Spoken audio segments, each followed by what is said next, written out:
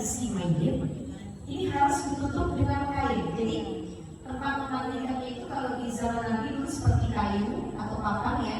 Dan kalau sekarang sudah canggih, setiap masjid itu punya tempat memandikan seperti keranda dan bawahnya bolong-bolong.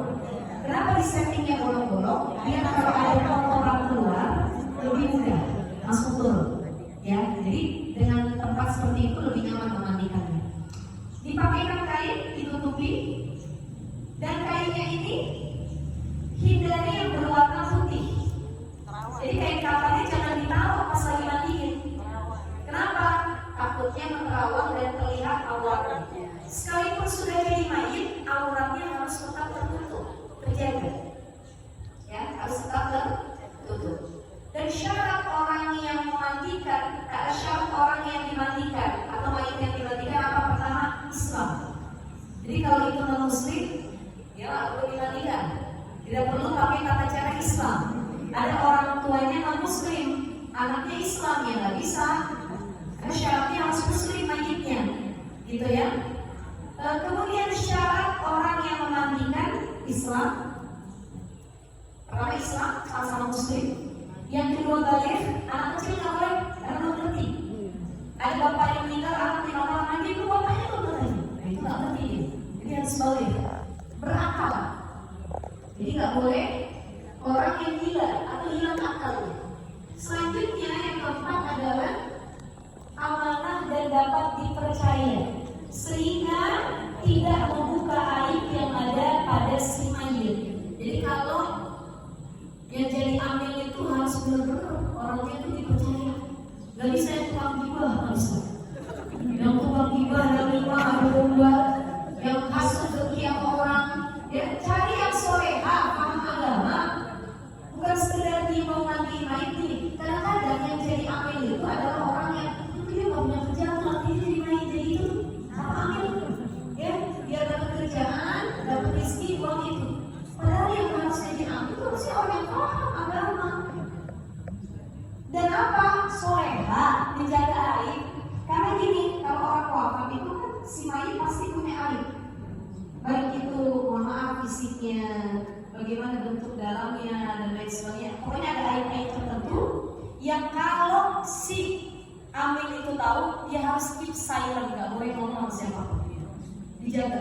Sekalipun pasangannya dia pulang misalnya orang dia bilang, Ali bang, yang itu sih itu lagi, dia mau jadi orang cakap tuh, itu apa? Itu nggak boleh, hati-hati. Jadi sangat-sangat diharuskan orang yang memandikan atau ambil jenazah itu adalah mereka yang menjaga lisannya untuk tidak membuka aib semuanya, gitu ya. Nah, sekalipun yang mandikan itu keluarga, sesama perempuan, maka aurat mayit itu harus tetap terjaga, ibu-ibu. Jadi nggak boleh tuh, yuk ibu kibarkan begini. Wah ibunya, atau lihat mana sih ini, harusnya mana nggak boleh. Jadi harus tetap dijaga. Bahkan harta nanti saat proses kita ngusapin pakai sabun, nyiram air itu tetap ditutup pakai kain. Tetap ditutup pakai kain. Bahkan nyiramin airnya dari atas. Itu kan tetap bisa dibasah juga. Jangan kita buka, kita nyalain di sini. Ya, seperti itu ya. Nah, cara yang pertama ketika memandikan jenazah, ini saya juga di first time nih, pertama kali praktek ya, ibu ya. Saya baru praktek itu mandi ibu saya. Mandi ibu saya selama ini saya baru belajar teori fikihnya. Tapi kalau di masyarakat memang belum, karena di kompleks saya sudah ada banyak amil gitu ya. Nah ini kalau secara praktek atau teori yang ada dalam fikih, hal pertama yang harus dilakukan adalah kita menyiapkan alat-alatnya dulu untuk dimandikan. Ya, di antaranya air, ya, air, baik itu air yang ada dalam ember ataupun yang pakai selang. Tapi selangnya juga jangan kencang-kencang ya ibu ya. Ada orang yang mohon maaf kalau bahasa saya kasarnya gini, kurang ajar. Mentang-mentang udah mayit, dia sempur pakai rambut.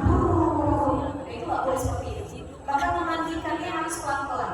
Lebih afdolnya, lebih baiknya pakai ember dan pakai gayung ya, cibukan ya. Bahasa kita cibukan ya.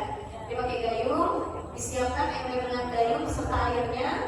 Kemudian apa? Sabun, sampo, merek apapun boleh. Ya saya nggak mau nyebutin mereknya, nanti saya di endorse namanya.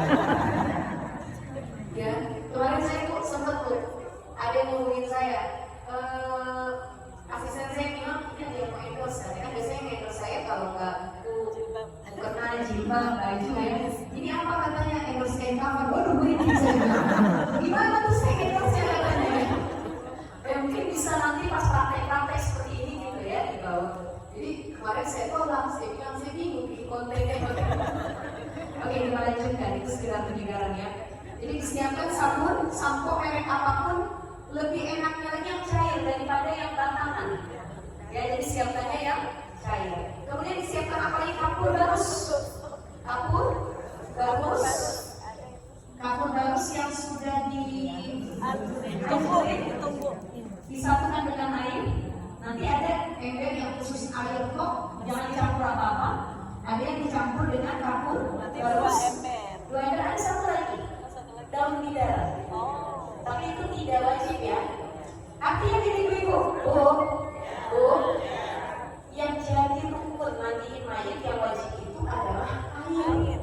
Bukan yang bidara barus itu mas sepertinya nanti gitu. Jadi orang mandiin mayat itu sama kayak orang lagi mandi besar. Ini mandi besar namanya. Cuman nggak bisa mandi sendiri, udah dimandiin.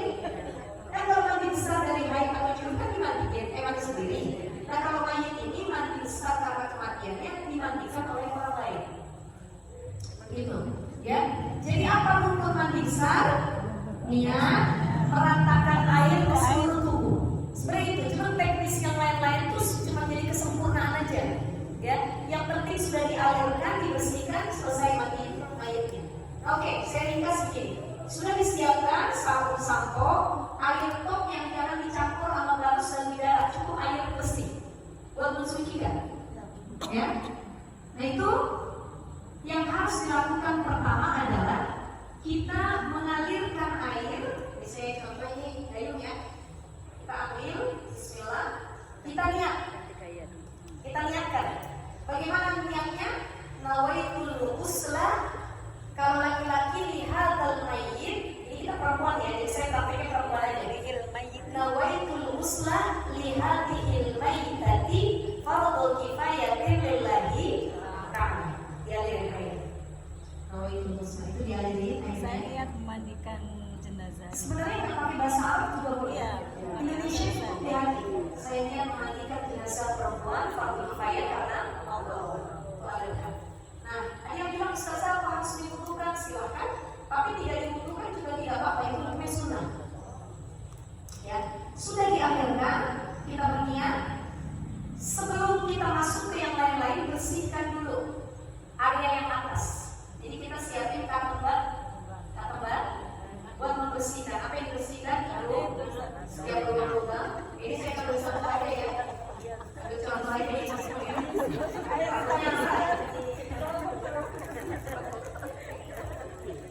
Jadi kita bersihkan, pokoknya bersihkan ya, bersihin hidung. Ibu bersihin anaknya gimana sih gitu ya? Bersihin hidungnya. Area matanya kalau ada belek-beleknya bersihin.